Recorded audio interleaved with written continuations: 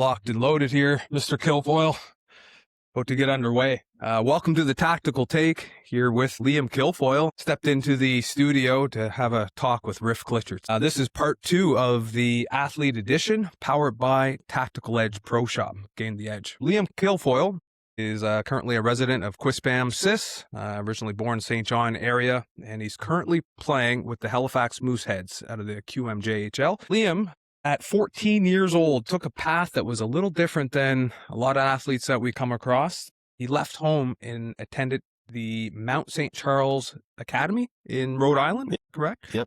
So at 14 years old, he was off to the races and chasing the dream. He spent 3 years playing prep hockey there, I believe, in the United States. After that, he made a move to Buffalo, which we will discuss, and played some U16 there before getting drafted to the Q. So we'll slow it down a little bit here, Liam, get you comfortable. Why don't you take me back to your childhood a little bit? And I want to know about the time before you went off to the States. Where were you playing hockey? Were you playing house hockey in KV or St. John, or were you playing AAA? Tell me about that experience. Yeah, so growing up, I grew up in the Milledgeville area, St. John, until about 8th grade. So like all those younger years growing up, I just went through the St. John minor hockey stuff. I was lucky enough to kind of play the highest level the whole way, I guess. So that was good. Yeah, I had lots of fun playing that whole time. And so, yeah, it was fun growing up in St. John, and then moved out to Quispam in 8th grade. And then I was out of town in 9th grade. In 8th grade, were you playing hockey for EDSA? Was that the thing then? I was playing, it's Port City Sharks, Bantam. Okay, so you went to Bantam AAA. Did you play Pee Wee? I played 1 year Pee Wee. And then jump. I got to play a year early. So I played Bantam AAA a year early there with Port City Sharks. And then I played my second year, or my real first year with them the year after. And then I went away to school. So things kind of happened fast for you. Yeah, sure. It was, you were into it heavy. Is that something that you really knew at a young age? Like, were you driven early on? Were you telling yourself that, hey, I want to go somewhere? Yeah, I think so. Yeah. Like, I think I loved it right from the start, which helped. Like, me and my buddies were always doing stuff, whether it was on the street playing ball hockey or backyard rinks. Like, I think we all loved hockey. And then, I think my parents like pushed me, but were never like too hard on me or anything. So yeah, that was always fun. Growing up and just loving the game that way. But I think I definitely had a passion for it at a young age, and just kept it going. Okay. Most kids at that age, so my boy's there now. My boy's 14 right now. And man, I look at him and he looks like a grown man, but he's still just a baby to me in my brain. Yep.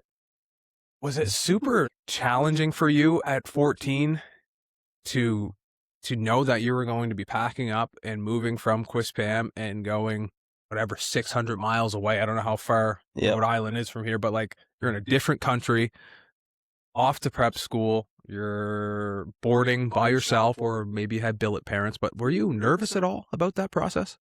Maybe a little bit. Yeah, it's definitely a big adjustment.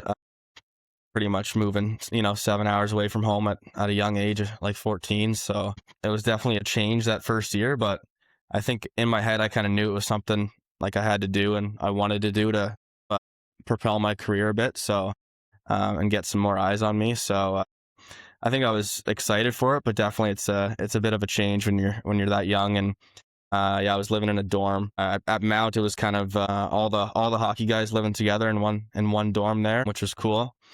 So I did that my 9th grade year, and then 10th grade, I made the switch to Salisbury in Connecticut, played a New England prep school there, and I still stay with another hockey guy on the team, but the dorms are more like everyone together. So how many to a room? At Mount, it was 3 to a room. It was tight quarters. Nice, man. At Salisbury, it was 2. So okay, yeah. So you had a taste of living alone or with a couple of roommates and figuring that all out, man. Yep. Doing your own laundry, finding. I guess you probably ate at like a meal hall or something like that with the team. Okay. Heavily structured program though, like were your days mapped out basically from the time you opened your eyes right until it was lights off? Was that pretty much? Like both of them were like school pretty much all day. Sometimes you have ice before school, but pretty much school all day and then practice, very regimented kind of schedule. And then you'd always have games on weekends or sometimes throughout the week. So, Yeah. but I kind of like that schedule and kind of knowing what you're doing every day, and it makes it easier. So I agree with that 100%. It's very prep school, from my understanding, is kind of militant in a way. Or like I'm a former police officer, so I went through an academy, but it's nice when there's a structure to follow. You know that 7:30 a.m. you need to be here, and then at 7:45 you need to be there, and Yep. you have to change into your hockey equipment because you have practice at 8 or whatever it is, right? Like, it's nice to have that structure to follow day in, day out. It makes things smooth, I Yep. guess. It helps you build time management, right? And when there's always something to do and you have to put it on a calendar. Is that bothering you? No, that's all Okay, good. you're good? All right. So yeah, the time management aspect of going off to prep school like that's pretty cool. So at that time, so did you have a hockey advisor or someone that was guiding you through the process? Your parents? I'm assuming there was someone to help you make these decisions on, let's go to the States rather than a prep school in Canada or whatever it is. Or, were you guys actively looking as well as people coming to find you, or how did that all work? Yeah, I feel like what happened was I was around the age of 12, I feel like 12, 13, and a guy named Taylor McDougall, who's now he's the GM of the Moncton Wildcats now. Okay. He kind of approached my dad my dad and my mom and kind of maybe talked about him possibly being my agent and stuff like that, and Okay. kind of developed a relationship that way pretty quickly. And he was a great guy. And then so he was my agent for a little while there and kind of helped me through that whole process, going down to the States and figuring all that out. So he was with RSG, the name of the agency. Yes, I've heard of it. Yep. I've been with them ever since. And obviously Taylor got that GM job in Moncton. So now I've kind of been with still the same agency, but some different people. But he was kind of the guy that really helped me at the start there, figuring all that stuff out with the States and prep school stuff. In order to go down there prior to, did you have to take like SATs or a couple like special exams to kind of gain entry to schools down? There was definitely some things you had to do in that process for schooling stuff. I don't remember any SAT stuff. Okay. But yeah, there was definitely a few things. Academically strong in school already? Yeah. My parents were always big on me like doing well in school and making sure I had good grades. So I feel like I was always pretty good. Pretty Yeah. driven from an early age, and that's important, man. Like, Yep. you can't just, it can't just be athletics, right? Especially if you're going to go do that. There has to be in conjunction with your education, because that's eventually you're going to have to fall back on some sort of education, right? Maybe not, but a lot of people do, right? So having Yep. that is super important from the get-go. Definitely. Excellent. Was there ever a moment, Liam, during your first year where you thought about picking up the phone to your mom and dad and were like, I just can't do this. This is too much. I miss home. There's definitely a few like hard nights there, but I don't think that ever really came to that. Like, I think with prep school, especially, I found like you're just so busy all the time. So there's always something going on, or, you're busy with hockey and school and lots of homework and things like that. So I feel like it can kind of take your mind off, maybe if you're missing home a bit at that age. So I found it pretty easy, to be honest, and really enjoyed those 2 years I spent in the States before going to the Q. So Cool. Yeah, I bet, and that's part of that regiment that I'm talking about. When your time is scheduled and eaten up like that, it's hard to focus on anything else, right? You don't have a whole lot of downtime to think about missing home, or, oh, I missed the girlfriend back at home, or whatever it is, because you're just constantly going and driven. And probably by the end of the day, you were ready to hit the sack and go to bed because you're bagged, right? All right. So you had a stellar couple years down there in Rhode Island. I believe that U14 you ripped off 133 points, dude. That is insane to me. 133 points. So 49 goals and 89 assists. Like that for a U14 kid down away playing high level prep school. That is impressive. And what is it about your game that allows you to do these things? Does it come natural? What do you attribute some of this skill to? yeah, I think, I was lucky that year. We had a really good team at Mount, so that helped. And I don't know, I think just from a young age, I think I always skated well, which was a big thing for me. And I think, I thought the game pretty well too with my hockey IQ. So I would say I'd attribute it to those two things there. I think those are probably two of my biggest attributes as a hockey player. I think that especially maybe at a younger age like that, it really can show a bit even more when people are still developing and all that. It was obviously a fun year, a good year. Always nice when you can produce like that, I guess. But In that moment, you're like, I'm going off to the show, baby. Yeah, That's probably what you were thinking. Okay, so your skating is good. You feel like you have a high hockey IQ, or it was developed, something that you built on along the way. Prior to going off to prep school, were you doing some extra programs and stuff that helped you along with that? Like locally, there's EC Express. You got the Bezo Warriors, Gusto Hockey. Were you doing that type of stuff as a youngster? Yeah, I did a lot of the Express program growing up. I was kind of with Kevin and Scott Somerville and those guys the whole way through.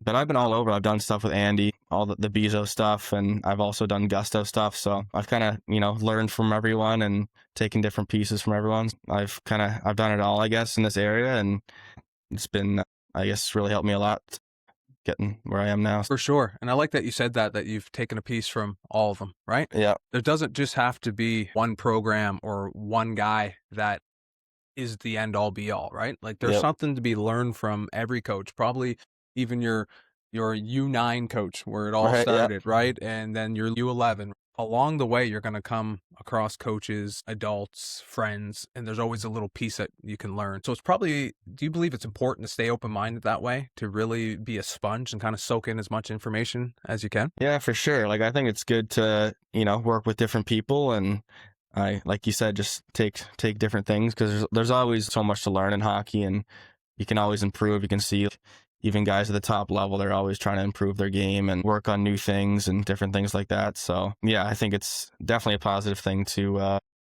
go on the ice with different people. For sure. Okay, so U14, you wrap up 2 seasons there. One season. Okay, just one season.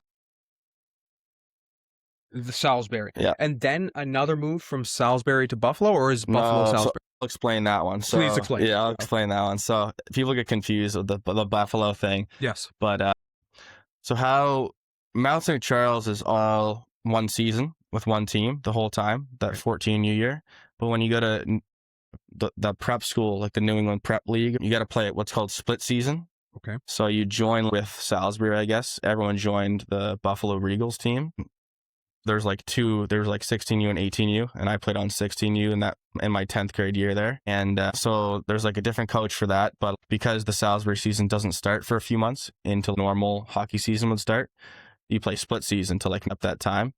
Okay. So all the guys would play Buffalo Regals, and we would wasn't even in Buffalo at all. We'd just be in the Boston area, going to tournaments, playing games. Like, yeah, exactly. Kind of trying to stay with it and play games before the real season started with Salisbury. So okay, well that makes sense, because in my mind I'm like, I wanted to ask, like, why the move from Rhode Island? Like you packed up and then went to Buffalo, New York, and I was just I was really wondering what that was all about and how that came to be. But there you go, you explained that. So you're down there in your grade 10 year. Is it the end of your grade 10 season? Is that when you entered and were drafted, or is that grade 11? Yeah, after grade 10. After grade 10 season, you get the call. Where was the draft at? Do you remember? Did you go to the draft? No, I did not go to the draft. Okay. All right. It was kind of a different process. I was originally going to go to the USHL because I was my parents were always big on the education piece of it too. So my plan was kind of always to go to college originally. So I tendered in the USHL with Dubuque, and then kind of a late change of plans there, and I ended up going to Halifax. I didn't go to the draft, and then was, lucky enough to go to a place like Halifax, and it all worked out from there. It's close to home-ish, right? Yeah, that's right. And I got lots of family there, so it was a good spot for sure. Okay. So 2023, you're drafted to the Halifax Mooseheads in the 3rd round. Beauty. You make the move back to Canada, and you're staying in Halifax now. Where are you living at that time? Are you still alone? Are you with family? Yeah, so in the queue, everything's billets. Okay. So we got moving with a great billet family, Dana and Jen Simonson. Right. And the two kids are Jake and Sadie. Little shout out there for them. But Nice. They'll like that, I hope. But yeah, very lucky. They were awesome family. Did everything for me. Food, were always buying me nice stuff and treating me super well. And the kids were great. So I got very lucky, with getting that billet, and have loved my time with them. So yeah. Are you still in contact with them, Liam? Yeah. Are you still living with them? Yeah, or like when I'm down in Dartmouth there. So yeah, I'm in contact all the time. They're like a second family for me now. So I've heard that quite a bit, awesome. man. I've heard that quite a bit, and kudos to all those billet families out there, because it's not just the CHL. Like, there are billet families for the junior A teams, and there's billet families for probably like junior B out there, and there's these humans out there that care enough to get back, and they're not making tons of money. It's not like I don't even know if they get season tickets, but they get a little stipend to basically help raise another young human and add them to the family.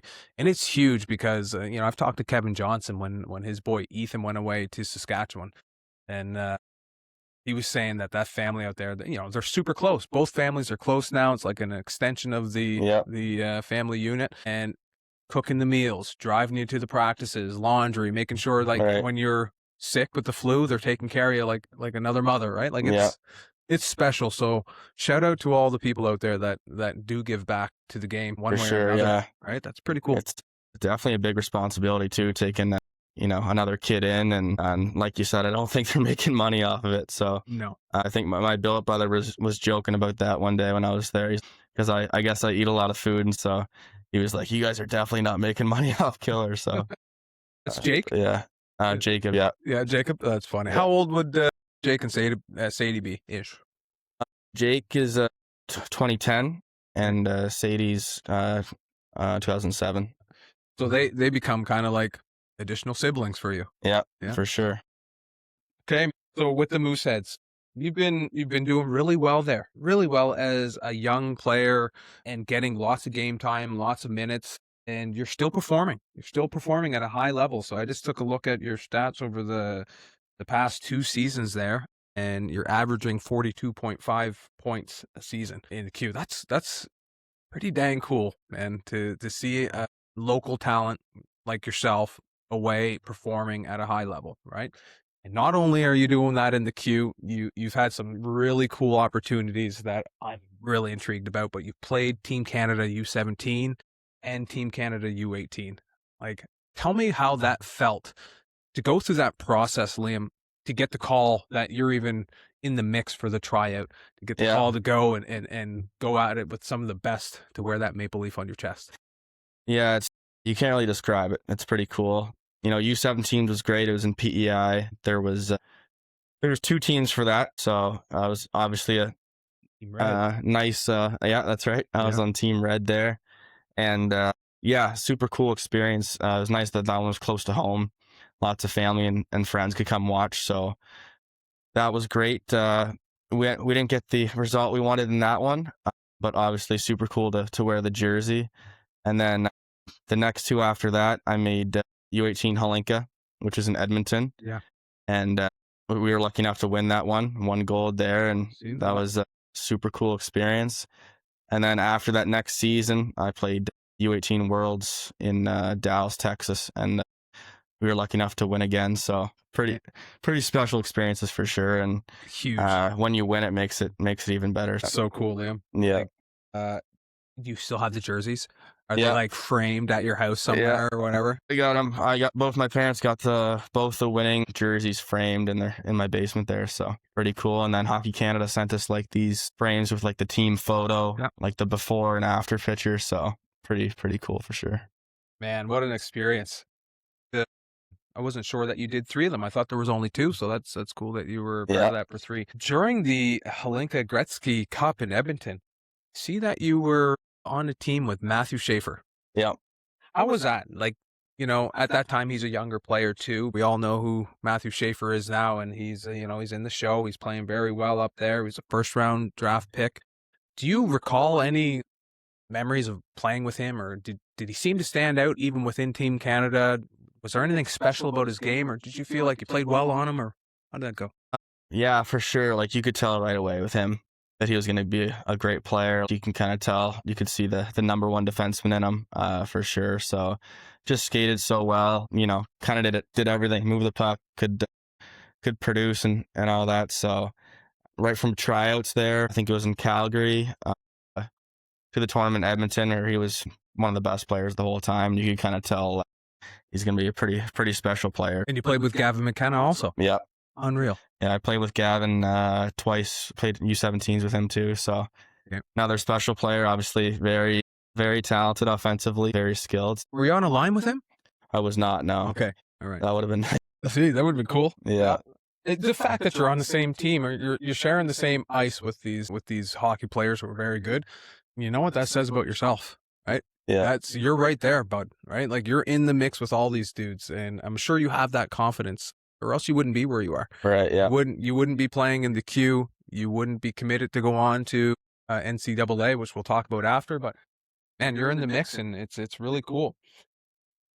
When I'm looking at you right now, sitting across from me, you look. I'm not just saying you look average, but you look normal, right? You're not this huge 6'4" specimen sitting across from me that I can look at and say, "Oh my God, that's clearly, a high level athlete, maybe pro athlete at some point." Right. I seen that you were listed at about 5'11", 183 pounds. Fairly accurate? Yeah, I'm almost 190 now, but yeah, 5'11". Right? Average size, pretty good weight. You're slightly below average in the NCAA standard for a center. You're still playing center? Yeah. Okay, you're slightly below average. And I don't think that matters because from everything that I've read online, from scouting reports and things like that, they're talking about your play style. They're talking about how your play style makes up for any of those size, not issues or deficiencies, but it makes up for your size. And I keep seeing hockey IQ, vision, speed. And one of the biggest things that stand out to me is back check. There was something about your back check game and that like you're one of the best back checkers and then you're down in the boards battling in the corner with the defenseman. Yeah. You take pride in that? You take pride in your back check and your hustle game? Yeah, I think it's huge. Like I think my dad always kind of harped on me from a young age that if you want to make it somewhere, you got to be a 200-foot player, especially at the center position. It's pretty important. So I think I always kind of took pride in it.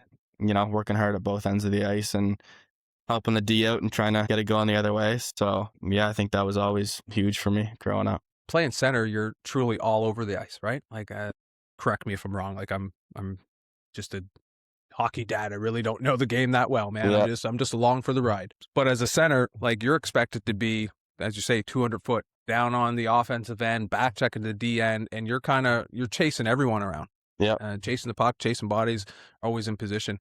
How do you get your cardio to the point where you can have a motor like that?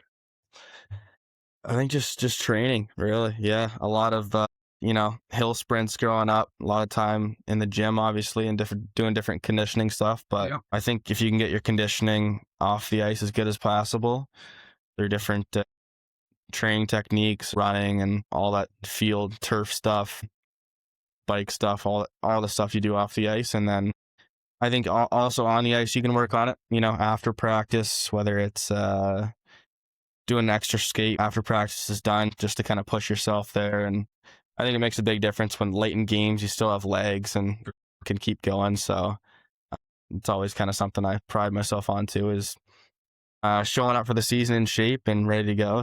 Do you have a specific kind of training regimen that you have? Do you come home every summer? Yeah. When you're here, do you go to a specific gym? Do you have a personal trainer? Yeah, I work out at 4E's gym. Okay. Right in Ross there.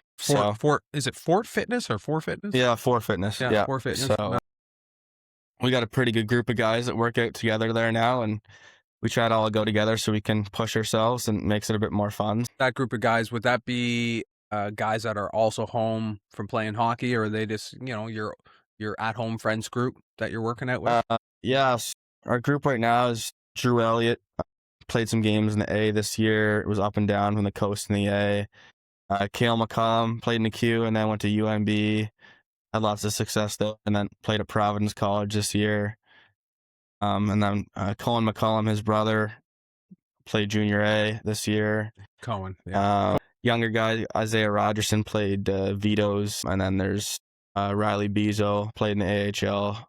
Is he home right now? Yeah, just got home. So that's kind of our crew. Good. And Well, it's a good crew to grind with. Yeah. Right?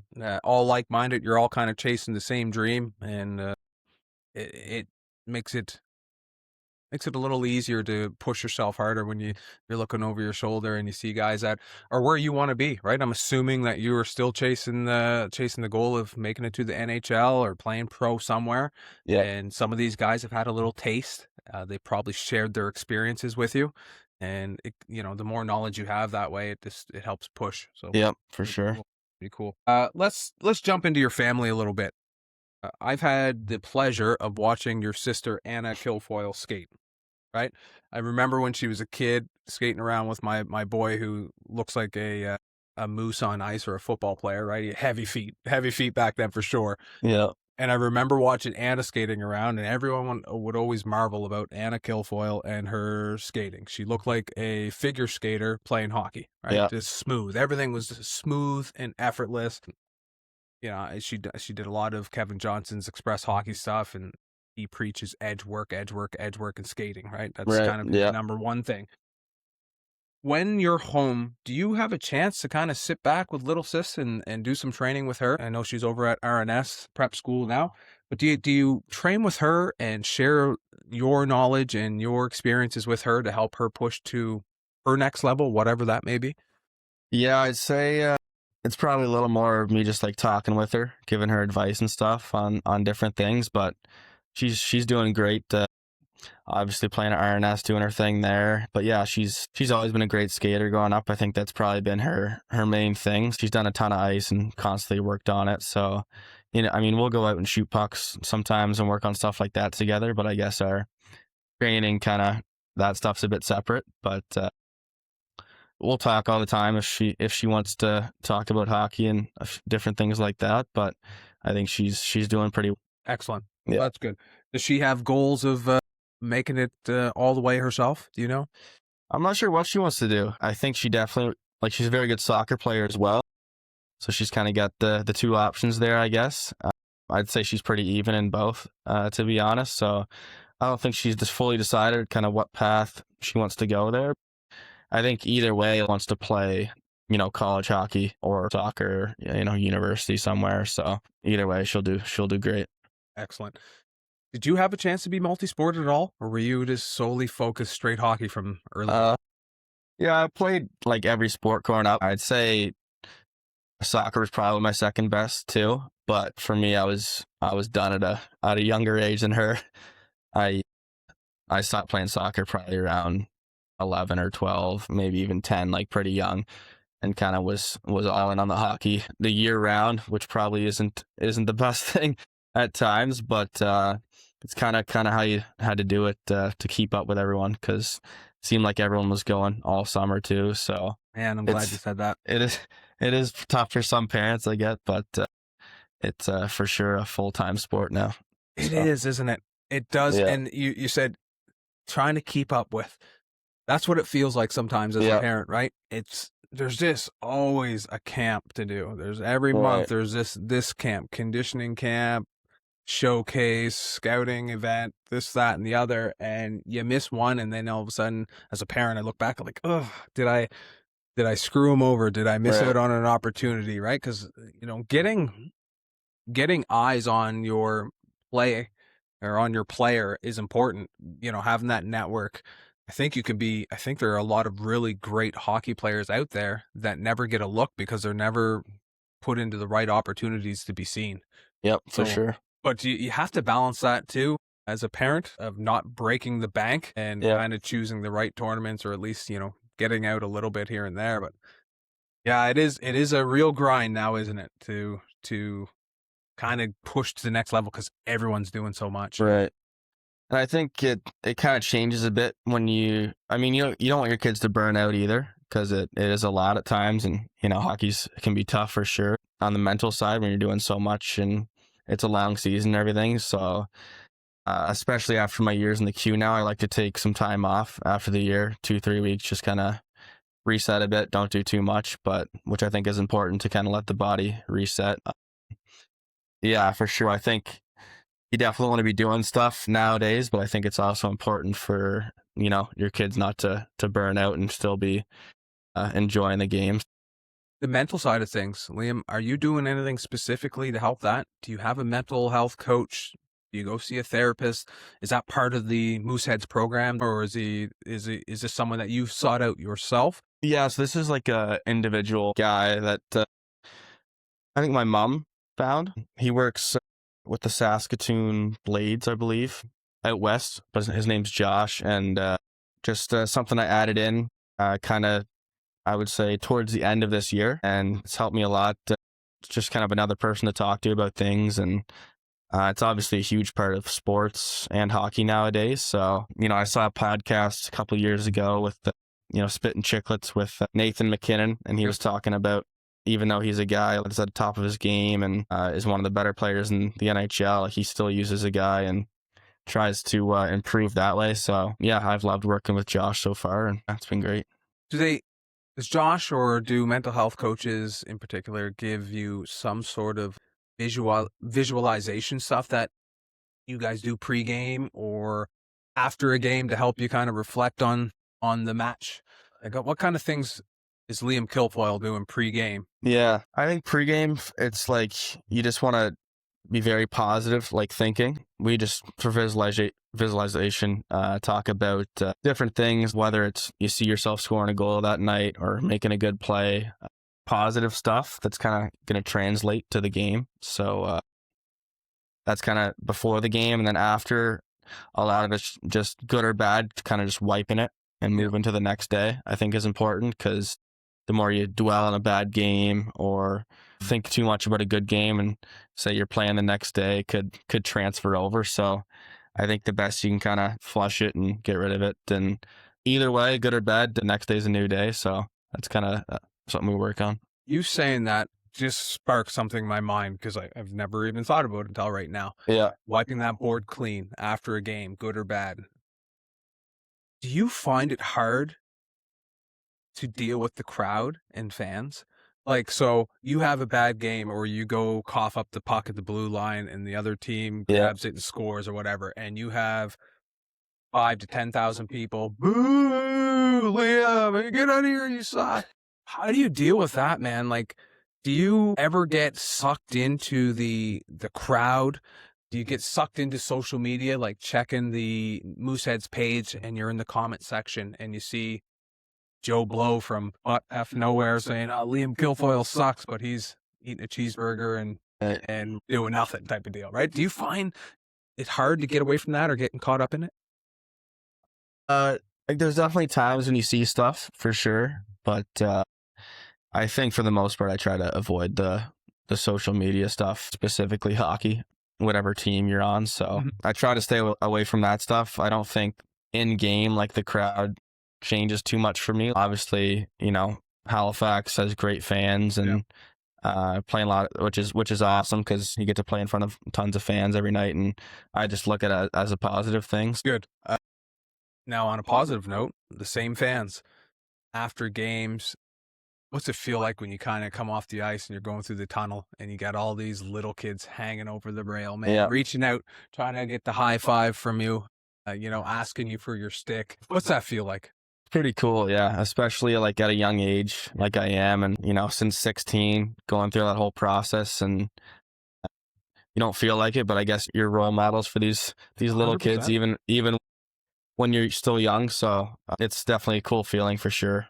Yeah, and you are a role model, Liam, and you are young, but you're just a young man, right? And these kids are looking up to all of you local guys that are from the area, because it's hard. It seems like it's hard for small town kids to make it, right? We always feel like, as soon as you step out of the Maritimes, you see what the real competition is. And, if you go to Ontario or Quebec, their pool is just so much bigger to select from. And it's always a bit of a shock, go out of province or out of the Maritimes to train or play in a tournament. You get to see what's out there. And man, there are some real mutants out there.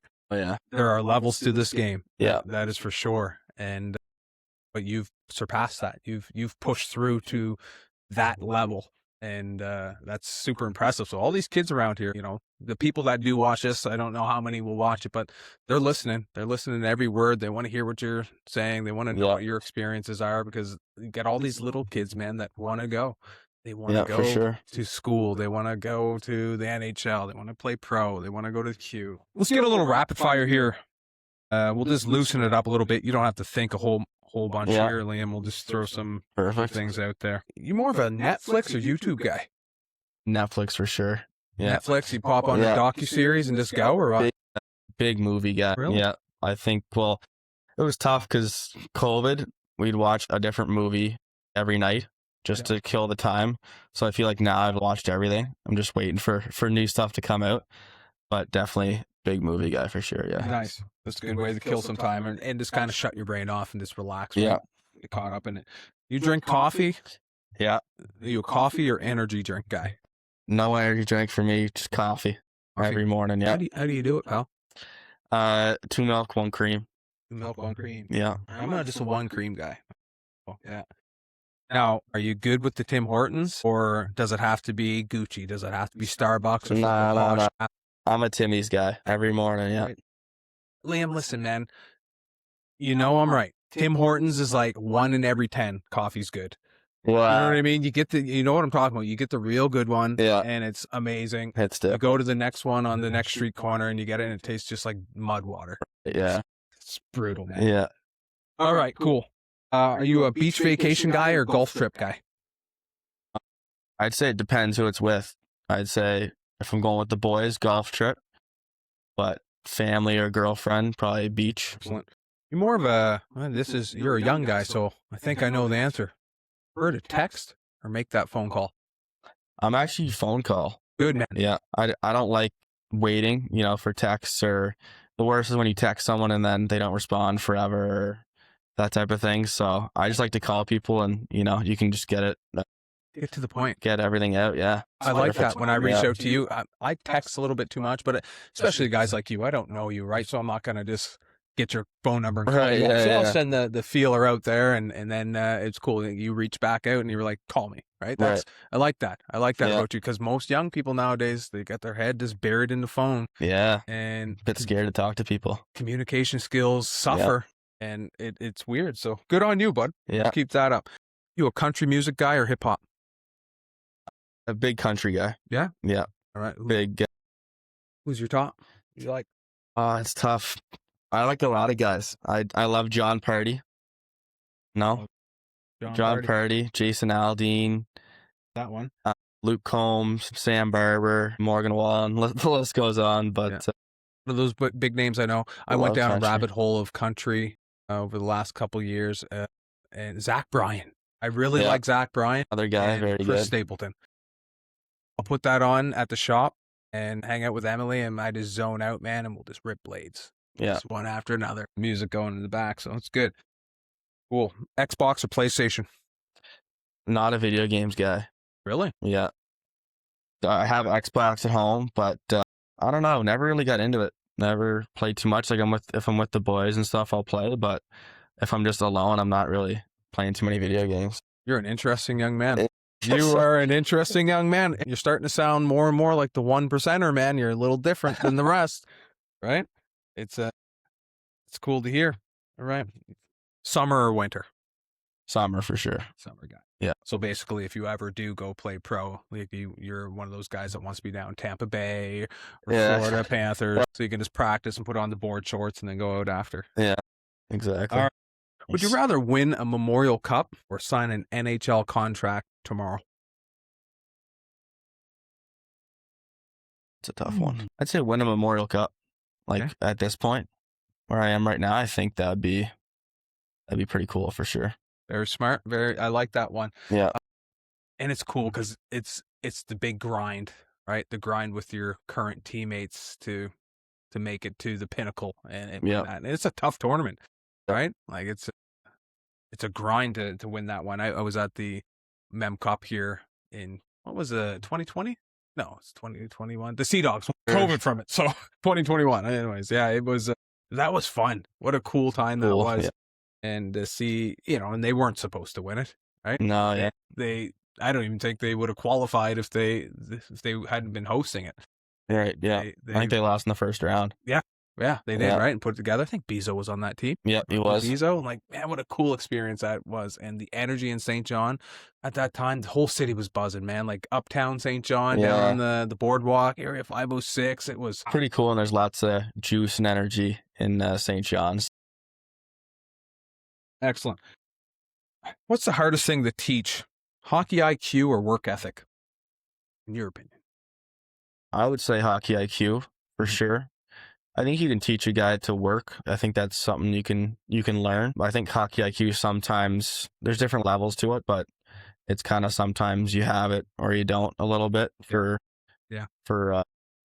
I would say for certain levels of hockey, you need to be able to think it fast and think it pretty quickly. So, but I think you can teach someone how to work hard. So, yeah.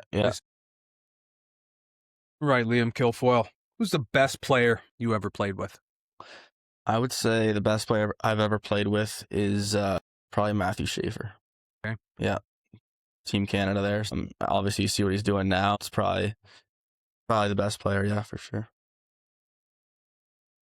Who talks more in the Halifax Mooseheads dressing room? Is it the goalies or the defensemen? Jeez. I think it's got to be the defenseman. Yeah. The team we had this year. Well, we had a guy named, a quick shout. We had a guy named Lincoln Wah on our team this year, and he doesn't really shut up too much. So, oh yeah, he likes to talk. So he keeps the room loose. Good glue guy, as he likes to say. Definitely likes to talk a lot. I'd say the D talk more than the goalies. And this one is off the cuff here. On that Mooseheads team, do you have anybody on the team who is like the glue guy, also the agitator guy, the guy that's always kind of stirring the pot? You know what I mean? Like pre-game warm-up, the guy that's going back and forth along the center line, looking at the team, kind of poking pucks across to them, yapping a bit. Yeah. Do you have one of those guys on your team? This year, I'd probably give it to Danny Welters. He's probably the most feisty guy. He's probably doing stuff like that. Always chirping, always yapping. So I give it to him. And then last year, I got to give a shout out to Braden McPhee. Okay. Played at UNB this year. Played as a 20-year-old for the Mooseheads last year. And yeah, he's the biggest rat of all time. So he's biggest rat of all time. He takes it as a compliment for sure. Love it. Describe that. What is a rat? Tell me what the rat is. And is that a term of endearment? Is that a good thing to be the rat? But I mean, the other teams probably don't like him that much. But just always in your face, you know, chirping you, screaming at you. He chirped the other coach. He'll do anything. Just hits a lot. You know, I love him. I'm talking about. But like when he's on your team, you love it. So and let's be honest. I always say all those type guys, they're Brad Marchand guys. Yeah. Everybody hates Brad, but people are talking about him. His game is on point. You would love to have a Brad Marchand on your team. And myself, I'd sit and watch that all day. If he was on my Habs, I'd watch him all day. But yeah, he is super entertaining, and you need a guy like that. Now, a guy like that though, can he get under Liam Kilfoil's skin and make him take a stupid penalty? No, I don't think so. So no, I don't take too many penalties. I think I don't even know if I got to 20 penalty minutes any of my years in the queue. So you're a skill guy. Yeah, I guess so. I'm trying to add some hitting to my game, be more complete that way. But yeah, I don't think too much rattles me, like in terms of other guys trying to. What if someone comes across the ice and licks you across the face like Brad Marchand?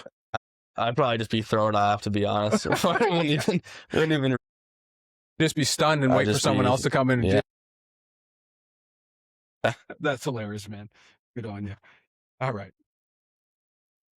Which current NHL player do you think that your game kind of resembles? I would say a guy like Nico Hischier on New Jersey. Okay. Can kind of play everywhere, like I said earlier. 200-foot centerman, like good on draws, you know, can produce, but is also like reliable in the D zone and kind of all situations. So probably go with him. Excellent. Good, man. I enjoyed that kind of back and forth. I'm going to take it back to your hockey career a little bit. Yeah. I'm aware that you have currently committed to Northeastern University, the Huskies. The plan is to play for them in the future, but the commitment's already been made. That's Yep. correct? Yep. Okay. D1 hockey, NCAA. That is pretty cool. How did that come about? Yeah, so they actually, before the whole rule change, they started talking to me pretty early on. I feel like when I went down to Mount, like 9th, 10th grade, Oh, wow.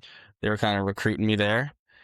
And then once I made the decision to originally go to the Q, they kind of took that away because the rule, you weren't allowed to go play D1 originally. But then obviously once it changed back, started talking to them again. I feel like I would have committed like early this year, I feel like, before the season. So we started talking to them back kind of right after the rule changed again. They were one of the teams, obviously, that really liked me early on and kind of stuck with me. And I always showed lots of support and were always kind of there. So, and I felt like wanted by them. So that was a big reason I chose to go there. So yeah, committed.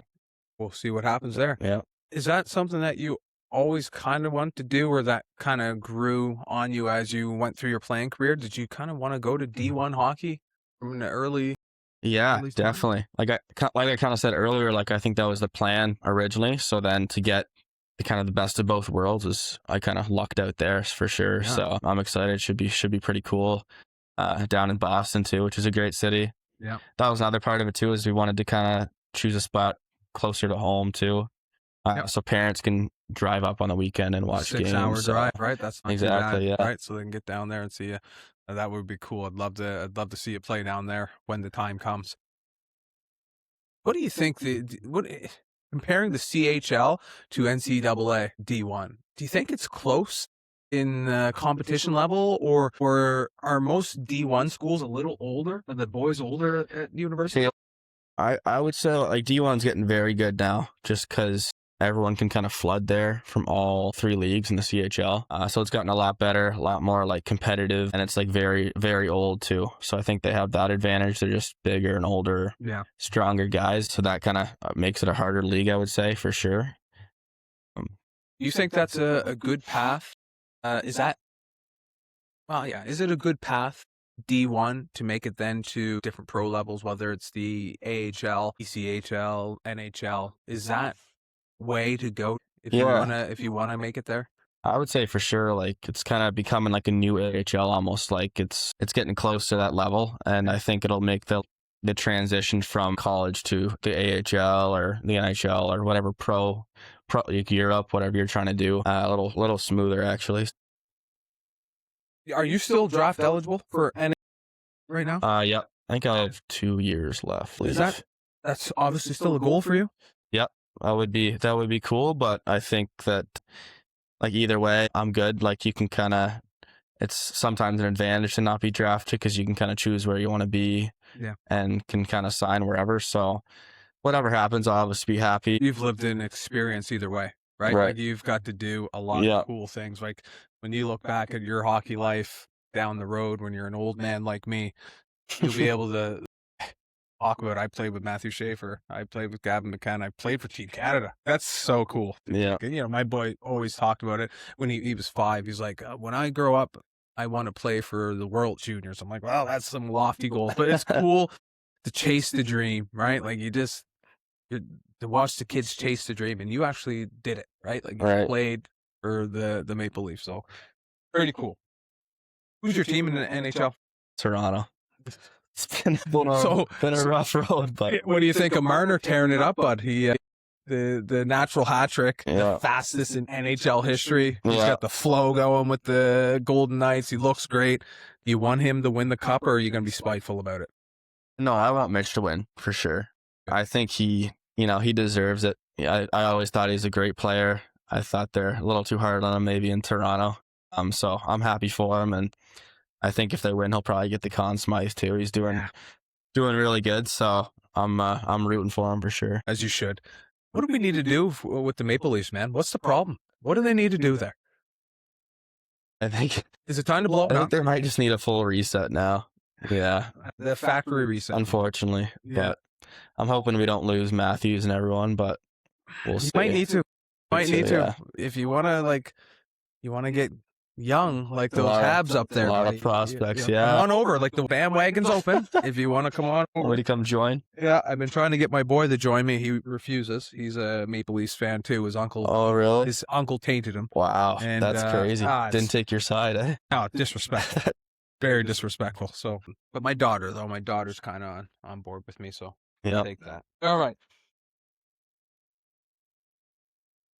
Going undrafted your first year draft eligible, that can break some players' hearts and whatnot. What was your honest reaction to not being drafted right away? Did you kind of think that you might get the call? Or Yeah, I'd say like all the rankings kind of had me getting drafted. I think I was like ranked 90th on the main one there or whatever. You know, talking with different people, they all kind of felt like I was probably going to go 3rd to 5th round kind of range. But I think obviously right in the moment I was upset not getting drafted for sure. But I think, you know, maybe a little bit had to do with the size thing. Like they were, especially that draft, like nowadays, if you're not over that 6-foot mark, it kind of can hurt you a bit. So Yeah. that was probably one thing that kind of didn't work out in my favor, but you can't control that. So yeah, I think kind of maybe a little upset right after, but then kind of just, you know, thought about it, talking to my parents, like the draft's kind of, it's one day. It's not going to determine your career. Mm-hmm. And there's a lot of, like I said earlier, there's positives in not getting drafted still, in terms of you can choose where you want to go if you have the option to sign somewhere. And it's all about, you know, who's the best when they're, you know, 23, 24. It's tough when you're drafting kids at 18 sometimes to Sure, I feel like it's early. to decide that. Yeah, so It's too early, man. Like it's just you're just still such a baby then, right? Like, you're a man and all, but like Yeah. I don't know. I just feel like it's early. Like 23, 24. That's when you're really kind of you got your head on your shoulders. You Yeah. fully kind of finished growing into a young man, and that's when a lot of guys are more ready. There's few and far between are super ready young, right, but they're out there. Right? You see it. for sure. Macklin Celebrini is like my favorite dude. Like Yeah. that kid, I saw him. I was at a lacrosse tournament last summer in Halifax, Bedford area. There's a rink down there, and Yep. it was all locked up. And there was a guy out there just putting in reps. And he went in there, some of the parents, and got a closer look and get the video cameras out. And it was Celebrini. He was in Halifax, just rented out the ice sheet to himself and just working, Mhm. man. And watching the dedication to doing the same movement over and over and over to perfect it. Like he had his own drills all set up. No one was out there with him. He was just like dedicated at doing it. Yeah. Right. Like, but he's a 19-year-old that, man, he is lights out. Love Right. that kid. Listen, you did though. You weren't drafted to the NHL, but you had a little taste. You got to go to the Detroit Red Wings camp. Is that correct? Main camp there. Okay, so you go off to Detroit Red Wings camp. Did you learn anything from that camp? Was there something that happened there that might have told you in your mind that, hey, I'm a hell of a lot closer to the level of these guys than I thought I was or than they think I am? Yeah. So I didn't get drafted there, and then I was lucky enough, like pretty soon after, my agent called and said, "You're going to Detroit camp." He got me to go there. So that's like kind of like right before the season type thing. So yeah, it was super cool getting to Detroit. You do the first part of the camp in Detroit, like in their like arena and all that stuff, a few practices, and it was cool with Detroit. I had a few connections too, like Danny Cleary. Okay, yeah. Well, Newfoundland. yeah, exactly. Sir. He grew up with my mom in Newfoundland. Okay. Yep. So that connection there. And then my mom also knew the skating coach too. So from Newfoundland. So a few Newfie connections though. I didn't know that there was Newfie connection. So your mother's originally from the Rock? Yeah. Grew up in Carbonear, Newfoundland. Okay. So that was cool. I got to talk to him when I first got there, and he kind of made me feel, I guess, a little more comfortable. So yeah, it was just cool. You're kind of with all like the prospect younger guys to start. And then I was lucky enough to make main camp after, or sorry, I skipped a part there. After those couple things we do like the rookie tournament. Yep. So we all the prospect guys, AHL type age guys too, I'll fly down to, it was in Dallas, Texas. And we just played a couple games against their prospects, which is super cool. Yeah. I was lucky enough to do well, scored a nice goal, which is always nice for the confidence. But So that was cool. And then after that, lucky enough to make main camp, but it was with all the NHL guys. So it was insane. We did some testing stuff to start, and then right into games and stuff. Or I guess practices too with them, but got into to one game there with the big boys, and you're sitting on the bench next to Larkin and Kane and all these guys, and it's crazy. So It's like, it's just weird because like your whole life you watch these guys, especially like Kane. Like I watched him on TV my whole life growing up, and just thinks he's just this superstar, and then suddenly you're on the same sheet as him. So I can't imagine what that would feel like, right? And it's pretty wild. Well, Kane, McKinnon, Crosby, like those guys have been around so long that young kids that, well, Bedard, I think, kind of looked up some of those guys and whatnot, but like you could be teammates with them at some point. That's so it's crazy. And like, so I was out there a few times against him, and it's like you don't even want to take the puck from him. It's just like weird, you know. Like it's just you don't want to be disrespectful. Yeah, so funny. It's a pretty cool experience, though, for sure. If we were to revisit this interview 5 years from now, what do you hope people are saying about Liam Kilfoil? 5 years from now, hopefully, I would say just finishing up my degree at Northeastern after a strong 4 years there, and then hopefully sign an NHL contract soon after that. That'd be the ideal plan, I would say. That would be the dream. Yeah. And I'll look back at it as an even older man saying, holy shit, that guy was in my loft. Yeah, exactly. Talking in the tactical take. Yeah. That's funny. Liam, you're standing in front of every young hockey player here in Atlantic, Canada right now. What's the one thing that you'd tell them that most parents, coaches, and players get completely wrong about making it to the next level?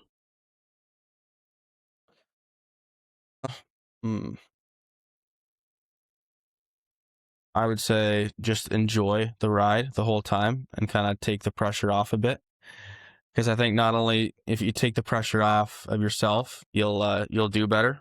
Because I just think it's easier to play the game out there when you have kind of that weight off your shoulders. You can just play freely. At least that's how I am. So I think that's important. And then just really trying to enjoy it because it does go super fast. Yeah, man. And it's definitely hockey's tough. Like not everything's gonna go your way.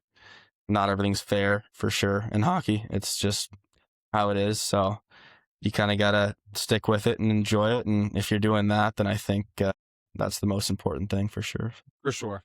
Yeah, you hit the nail on the head there. It's got to be fun. Yeah. Everyone has to remember why they started playing the game and that feeling of being on the pond with your buddies or whatever it is, right? Like it has to be fun. And I think we as parents need to make sure that we remember that and not take that away from them too early. Right. Because hockey's hard enough as is. Life is hard enough as is. And both windows are super short. Right. Yeah. Especially if you're starting at a young age, being like, throwing all that on you. It's going to be pretty heavy when you're, getting to an older age and you're still doing it. So, yeah. 100%. 100%, buddy. Okay. When you eventually play your first NHL game, and I'm confident that you're gonna get a taste there at some point. Who's the first person that you're gonna look for in the crowd as you step onto that ice, and why?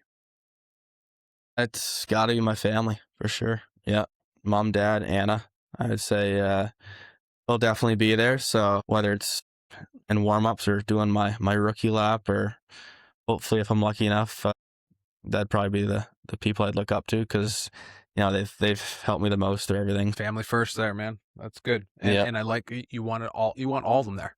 It's not just my dad or my mom. You want to see all three up there. Yeah, they've all been a huge part of it. So good. When you're years from now, when hockey's all over, what would disappoint you more? People saying that Liam Kilfoil never reached his full potential as a player, or that he wasn't the person they thought he was? Definitely not the person they thought I was supposed to be.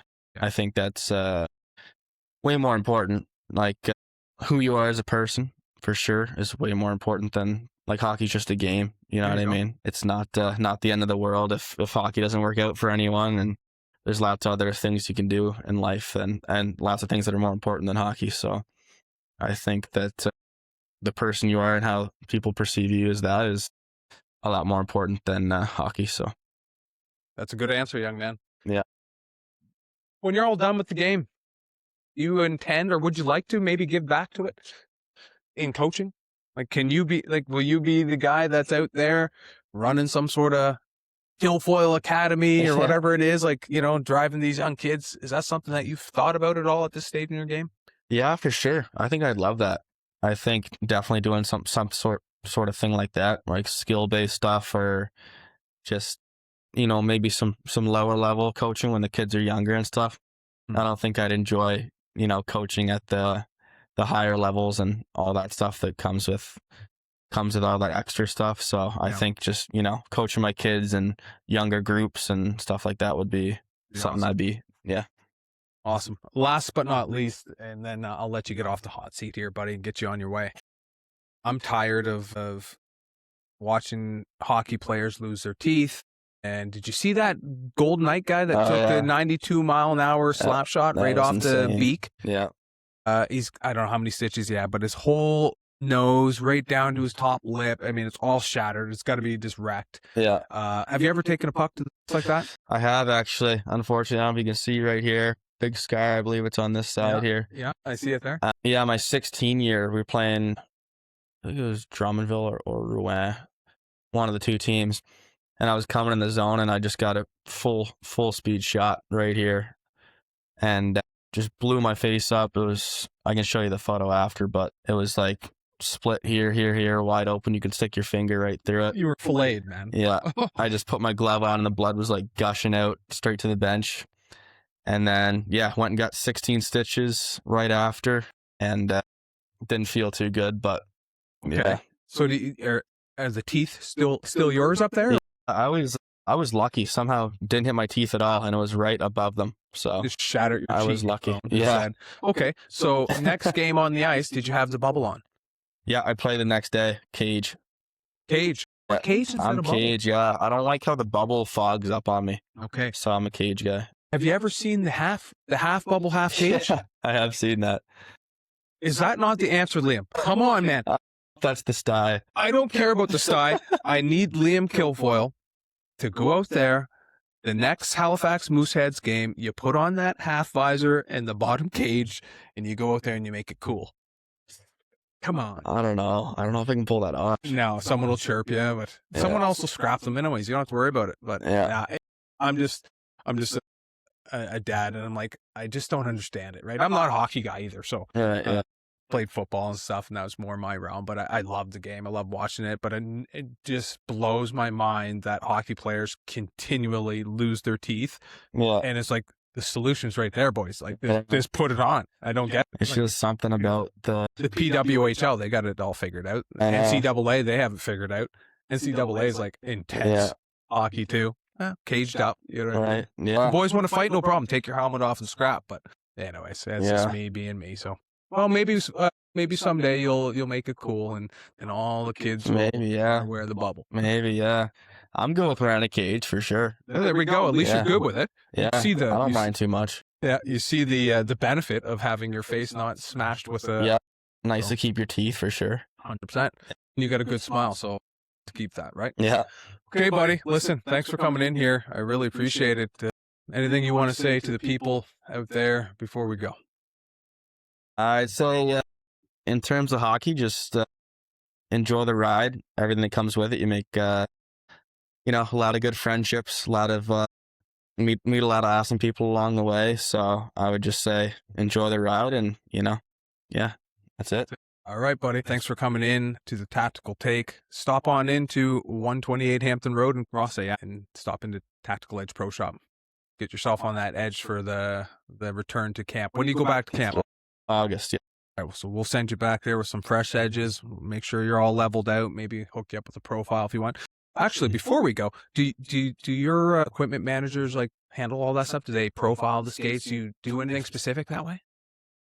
They do that, yeah. I'm not sure what profile I'm on, to be honest. I know I do 5/8 for sharpening, but they do take care of all that, yeah. Yeah. All right. I'll try to send something down. I'll do a secondary set of blades, and we'll let your people down there take a look at it and do the measurements and all that. Make sure it's all good. So awesome, Liam. Thanks for coming in, pal. Awesome. Thanks for having me. Awesome. Good.